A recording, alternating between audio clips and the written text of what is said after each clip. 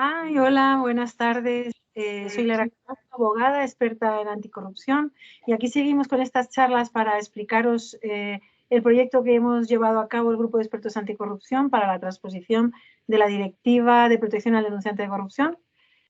Toda la información de la que vamos a hablar aquí la tienes en el desplegable del vídeo. Vamos a los links a la ley que hemos redactado, a la directiva, corruptil.com también lo puedes consultar. Y hoy nos acompaña Lorenzo Abadía, que le voy a dar paso inmediatamente para que se presente y os cuente un poco lo que hace, pero es muy interesante hablar de si realmente a la hora de que aprueben una ley de lucha contra la corrupción, la soberanía radica en los partidos, en el Parlamento, la soberanía popular radica en el que está en el Parlamento, representa a los partidos o representa a los ciudadanos. Y para eso está Lorenzo y aquí, que tiene un proyecto muy interesante que os lo va a explicar él directamente mejor que yo. Buenas tardes, Lorenzo. Pues muchas gracias, Lara, y muy buenas tardes. Como te digo, gracias por permitirnos explicar nuestro proyecto, que básicamente tiene bastante que ver con las ideas que tú desde hace muchos años vienes defendiendo, con todo lo que tiene, con las cuestiones que afectan a la corrupción, a muchas más cosas, pero afecta también a esas ideas que tú defiendes. ¿Por qué? Pues porque nosotros hemos puesto en marcha una campaña que se llama Otra Ley Electoral y que consiste, como su propio nombre indica, en intentar convencer a través de firmas digitales a los poderes establecidos de que, lógicamente, para eso hace falta muchísimas firmas, de que es necesaria otra ley electoral, es decir, un sistema diferente a la hora de seleccionar a nuestra clase política, a nuestra clase dirigente. ¿Por qué? Pues porque yo creo que España, ya desde hace muchos años, adolece de una serie de vicios y de una serie de problemas que en buena medida tienen que ver con el modo en que los representantes de la nación y de la soberanía nacional pues son elegidos, ¿no?, por los ciudadanos. Y yo que, bueno, pues he estudiado un poquito lo que es la naturaleza del poder, tengo algún libro a ese respecto, soy un convencido de que esa naturaleza del poder, de régimen político, viene determinada de una manera muy directa por la forma en que, insisto, la ciudadanía, la gente, elige a sus representantes, es decir, en la medida en que los ciudadanos, o la forma en que los ciudadanos elegimos a nuestros representantes. Y en eso consiste la campaña, en recoger miles y miles y después decenas de miles, acabamos de empezar, y después centenares de miles y después millones, porque si no, no será suficiente, de firmas para que, bueno, conquistemos lo que Gramsci decía, la hegemonía política, es decir, le podamos poner encima de la mesa a la clase dirigente tantas firmas que demuestren que es tal el clamor popular para cambiar nuestro sistema político, nuestro sistema electoral, que al final, bueno, les guste o no les guste, pues no les quede otro remedio que hacerlo. Y en eso consiste básicamente, hay 4 principios fundamentales, porque mucha gente nos dice, bueno, claro, pero yo quiero cambiar una ley electoral, la existente, pero hay muchas maneras de cambiar la ley electoral. ¿Qué vais a hacer? Y entonces siempre le decimos, pues mira, de momento lo que queremos es abrir el debate. Y hemos puesto simplemente en nuestra campaña, lógicamente tenía que haber algunos, con lo que llaman ahora las líneas rojas o los puntos irrenunciables, que son una persona, un voto, es decir, tiene que haber mayor proporcionalidad a la hora de distribuir los escaños, es decir, tienen que ser más representativos de la sociedad, de sus tendencias, de lo que son actualmente, ¿no?, de lo que es actualmente. Tiene que haber un mayor vínculo, eso es muy importante en relación con lo que tú planteabas, Lara, entre el representante y el elector, es decir, el ciudadano, que dependan más de los ciudadanos, porque yo siempre he dicho que para que la clase política trabaje para la gente, para la ciudadanía, pues tiene que depender de la ciudadanía. Si depende de otras personas, otros poderes, otras instituciones, pues obviamente acabarán trabajando para ellos y no para las personas de quienes no dependen, ¿no?, su sustento, su poder, etcétera, etcétera. Tiene que haber también una equidistribución o un equilibrio territorial que en este momento no se produce. Hay provincias que están sobre representadas, territorios que están sobre representados en relación o en comparación con otros que están infra representados. Y el último punto, que es una especie de convenio, de compendio o de resumen de los anteriores, o yo diría casi la consecuencia natural de la aplicación de los anteriores, que es el talento. Es decir, necesitamos gente mucho más preparada, con mucho más talento, con mucho más conocimiento en los parlamentos, en los poderes legislativos y yo creo que incluso también en el poder ejecutivo, ¿no? Y eso se consigue, como digo, a través de crear o la creación de un vínculo entre el elector y el elegido muy diferente al que tenemos ahora, porque nosotros pensamos que en este momento donde de verdad se produce un vínculo es entre las cúpulas de los partidos políticos, da lo mismo qué cúpula y da lo mismo en qué momento estemos hablando.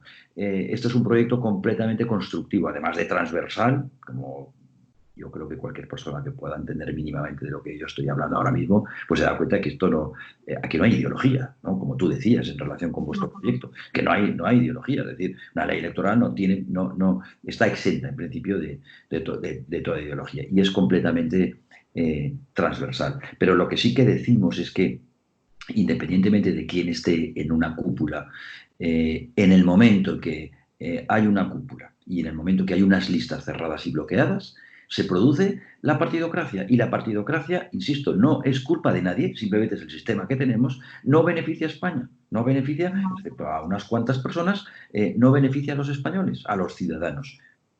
Lorenzo, varias cosas de lo que has dicho, súper interesante todo. Voy a empezar diciendo, en relación al talento, que claro, es muy suculento el pastel de la tarta de las adjudicaciones, de las contrataciones públicas, mientras no haya una ley de lucha contra la corrupción y una institución que al menos ataje en gran medida que llegar a gobernar a las instituciones públicas sea una posibilidad para hacerse con un pastel, tenemos un problema. No llega el talento, sino llega un poco la avaricia de hacerse con esa gran tarta, ¿no? Así que muy vinculado que el talento que nos esté representando en todos los parlamentos autonómicos nacionales, vamos, en cualquier sitio que mueva dinero público, eso cambiará, yo creo, cuando tengamos una ley y un sistema de respuesta a la corrupción súper eficaz y no sea una oportunidad para enriquecerse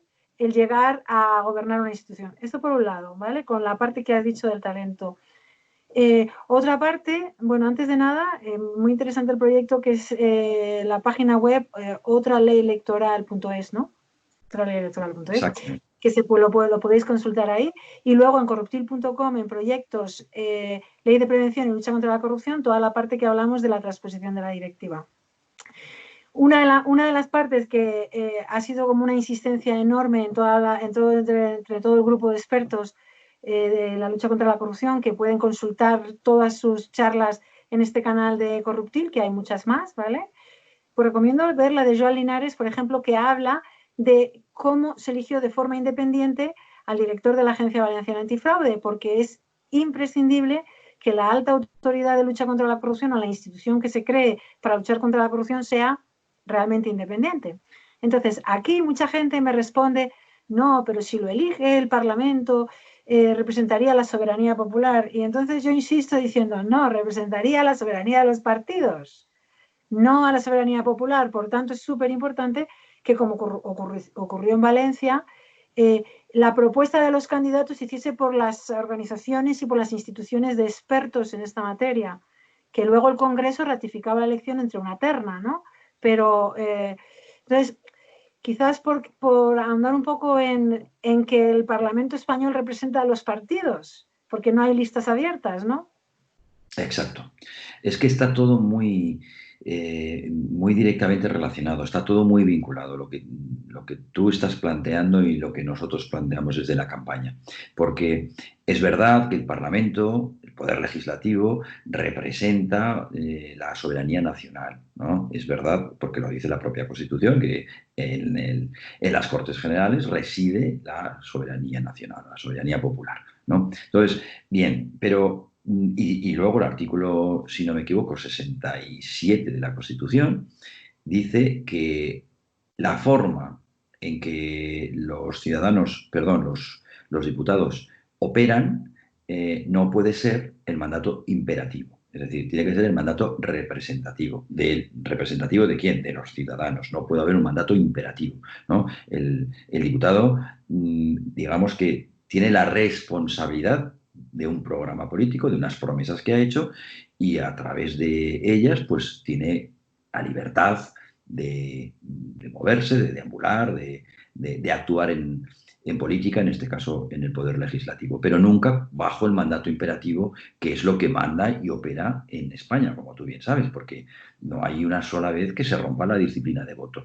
¿Por qué? Porque no hay mandato representativo, porque hay mandato imperativo. Ahora bien, eh, de haber mandato representativo, es decir, de tener un poder legislativo completamente independiente de las cúpulas y por lo tanto dependiente de la ciudadanía, la cosa sería muy diferente. Yo estoy de acuerdo en que, pues para según qué instituciones, convenga que un grupo de expertos, en un procedimiento, vamos a decir, deliberativo, pues elijan o escojan una terna o unos cuantos más, pero luego tiene que ser, lógicamente, el Parlamento quien decida, porque es donde está la soberanía y quien tiene que decidir según qué cuestiones. Vale, pero fíjate que sería muy diferente de tener un Parlamento con talento a tener un Parlamento sin talento, o con mucho menos talento.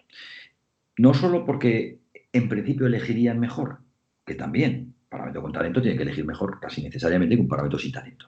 Pero es que además hay otra cuestión que yo creo que vosotros habréis analizado lo suficiente, que está muy relacionada con la corrupción. Es decir, casi todo movimiento, casi toda acción política responde a un sentimiento, casi toda, ¿no? Y la corrupción, que está muy analizada, otra cosa es que esté también muy prodigada, pero está muy analizada por estudiosos, responde en la mayoría de los casos a un sentimiento o a una pasión, el miedo. Es decir, la mayoría de las personas se corrompen por miedo. Intentan tener dinero porque no están seguros de lo que les va a pasar, de lo que les puede ocurrir una vez dejan la actividad política. Hay codicia, sí, pero digamos que incluso la base más prístina o primitiva incluso de esa avaricia es el miedo, ¿no? Con talento uno no tiene miedo. Sin talento uno tiene mucho más miedo, porque claro, si tú vamos a poner un ejemplo, a un abogado del Estado ahí dentro, a un catedrático, a un empresario de éxito, eso no quiere decir que sea multimillonario, simplemente que le van bien las cosas, ¿no? Bueno, esta gente no tiene miedo a dejar la política, no tiene miedo. ¿Por qué? Pues porque antes de entrar en la política ya tenía su vida, si no garantizada, pues muy bien encauzada, ¿no? Claro, si tú empiezas a introducir en la política gente que se ha dedicado desde que tiene 18 años a decir amén a sus jefes políticos, que no tienen ni oficio ni beneficio, como hay muchísimos casos. Yo no quiero nombrar ninguno porque, insisto, que nuestra campaña es constructiva, y no vamos a Sí. señalar a nadie, pero hay muchos casos, muchos casos. El y tú más no nos favorece a la ciudadanía. Esto, Claro, si me lo claro. permites, hago un inciso porque antes que nada se me había olvidado decir que si este tema a la gente le inquieta y le gusta, que compartan esta charla por WhatsApp, por Twitter, por Facebook, por donde puedan o por donde quieran, y que además se suscriban al canal, le den al me gusta. Hemos hablado siempre del algoritmo de YouTube, nos ayuda a llegar más lejos cuanto más movimiento tengan. Y yo quiero decir que, aparte del talento, hay otra cuestión que es muy importante, es que todos los órganos de control están controlados. Entonces, el control, yo no me acuerdo, este era un filósofo inglés, se me acaba de ir el nombre, pero decía, ¿no?, que España, no sé si era Gerald Brennan, no me acuerdo quién era, decía que España no es que fuese más corrupta, es que los órganos de control aquí no funcionaban. Eso es un poco... Y entonces, todos estos órganos de control que están, por ejemplo, el defensor del pueblo, elegido también por las Cortes Generales. Todas las instituciones, como hay tantísima corrupción, que esto no hace falta que se lo expliquemos a nadie, porque todo el mundo de cualquier ideología es consciente que la hay, y la hay en muchos sitios, pues de ahí la insistencia de que, ya que todos los órganos de control están controlados y se ha puesto de manifiesto que no son suficientes para responder este sistema que está institucionalizado y en realidad el sistema es la corrupción, pues se necesita cierta independencia para nombrar al que dirija la alta autoridad, ¿no? Muy interesante el tema este de quizás explicar un poco, por ejemplo, en qué países que se eligen los diputados, ¿cómo eran? Los diputados de distrito, que era lo que teníais antes, ¿no? La iniciativa, para explicar un poco cómo funciona, porque también es verdad que mucha gente no entiende bien lo de la ley electoral. Bueno, hay distintos sistemas que encajarían en esta campaña nueva, diferente. Otra ley electoral es más abierta en el sentido de que incluso en cuanto a distintos modelos es también más transversal.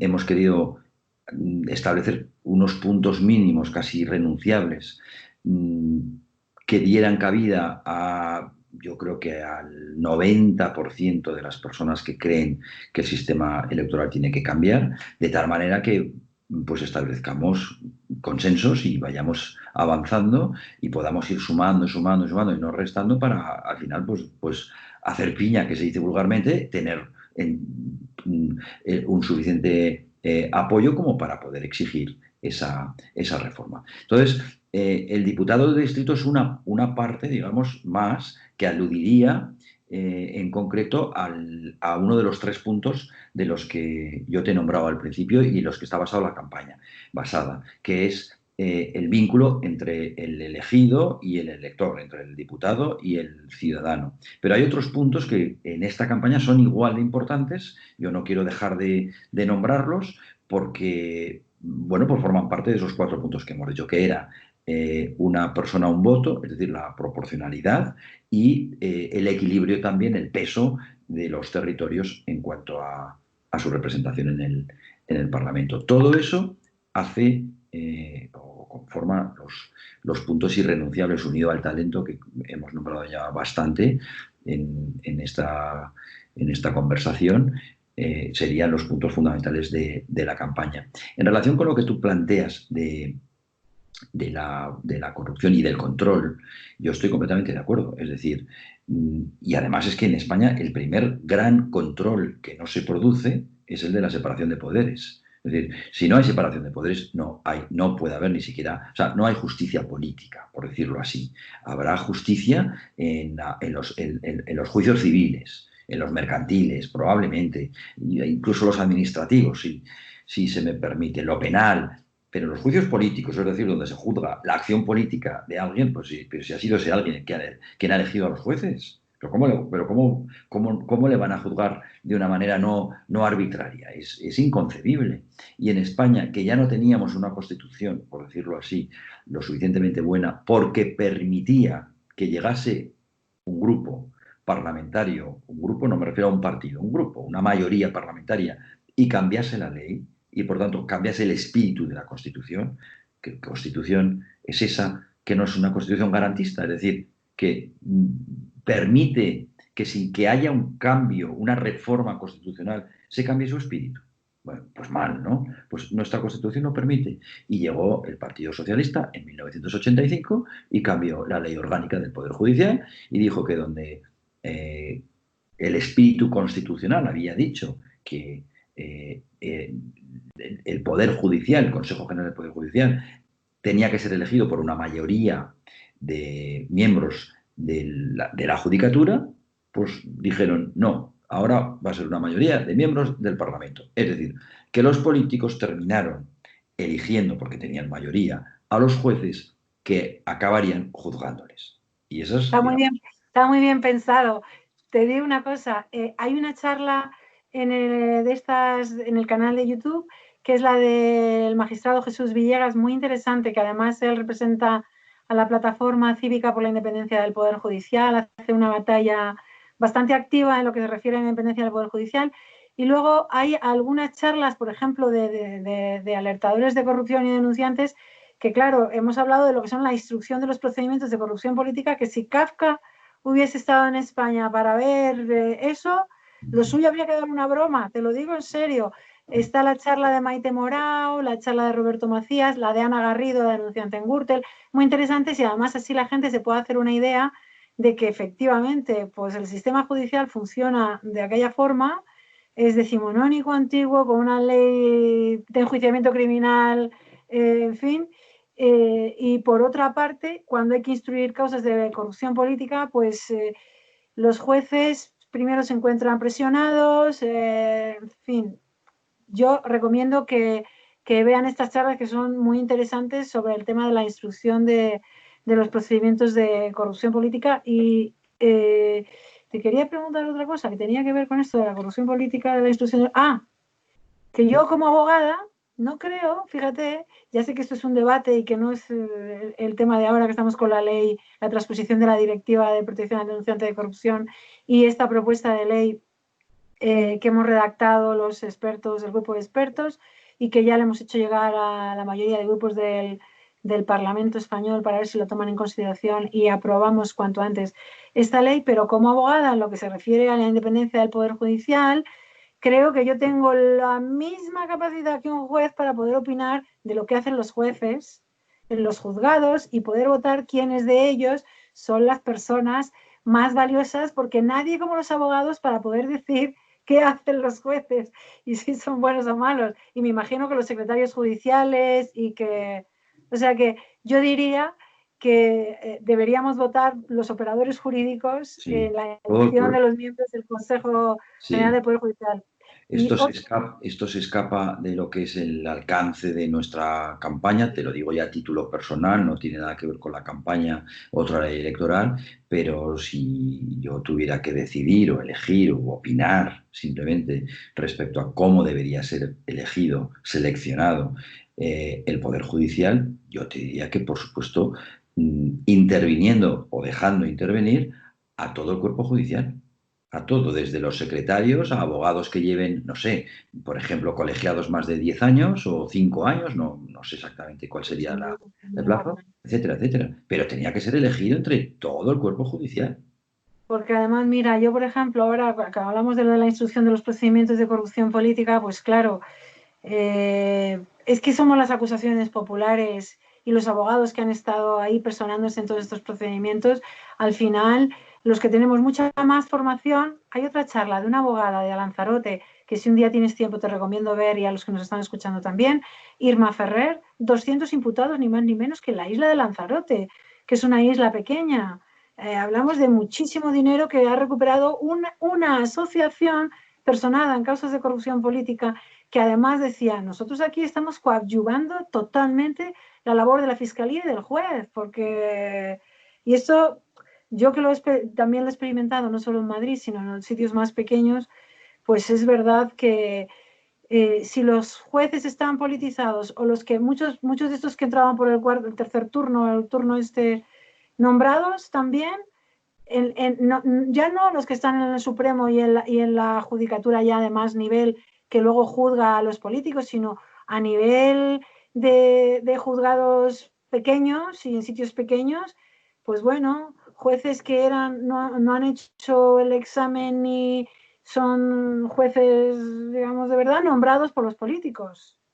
Entonces, claro, te encontrabas, que yo me lo he encontrado mucho, con jueces que se deben al poder político también en el nivel de pueblos pequeños, ¿eh? Así que muy importante, la corrupción tiene que ver con el sistema electoral, con el poder judicial, con muchas cosas, pero queremos empezar por la ley de prevención y lucha contra la corrupción. Mira, siempre digo que vamos a hacer máximo media hora, y entonces cuando empezamos a ver de qué vamos a hablar, siempre nos parece que media hora va a ser muchísimo. Bueno, pues ya estamos en 25 minutos. Por si quieres decir así un poco lo último, que se te ocurra. Bueno, yo creo que lo hemos resumido muy bien. Es decir, en España, y yo diría en Occidente, pero vamos, en España en concreto, los parlamentos, el poder legislativo tiene mucho poder y es muy importante que estén elegidos, que las personas que están en los parlamentos primero tengan talento y segundo, pues dependan directamente de los ciudadanos, además de representar obviamente lo que son sus, bueno, pues sus ideologías, sus maneras de ver, sus maneras de pensar. Y eso está directamente relacionado al final con la corrupción, porque tal es el, como decimos, tal es el poder que emana del poder legislativo, que o se controla de alguna manera o se controla también a quienes seleccionan a los diputados, en el caso de lo que tenemos en España, es decir, transformándolo, o, bueno, la corrupción pues no es fácil de erradicar. Digamos que hay más cosas, obviamente hay leyes de transparencia, hay muchas cosas que vosotros intervenís mucho más en ellas y las conocéis más a fondo, pero que digamos que la base fundamental para eliminar la corrupción para mí es una ley representativa de la sociedad en el Parlamento y, por supuesto, la separación de poderes. O sea que, bueno, darte las gracias, Lara, y, por supuesto, desearte mucho ánimo y mucho éxito en esta empresa tuya.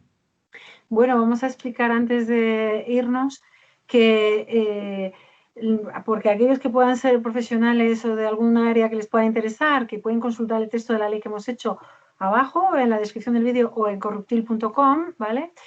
Que lo que estamos proponiendo es más de un 50% del texto es la transposición de la Directiva de Protección al Denunciante de Corrupción, que les queda ya 1 año y medio para realizar la transposición de esta directiva, que es de un enorme calado, que de lo que hablamos es de construir una institución independiente desde la que dar respuesta a la corrupción, que coordine además las instituciones ya existentes, las agencias, las tal, y esto sin interferir en la labor de los juzgados y de la fiscalía, que estarán instruyendo, pero proponemos también unos juzgados especializados, ¿vale?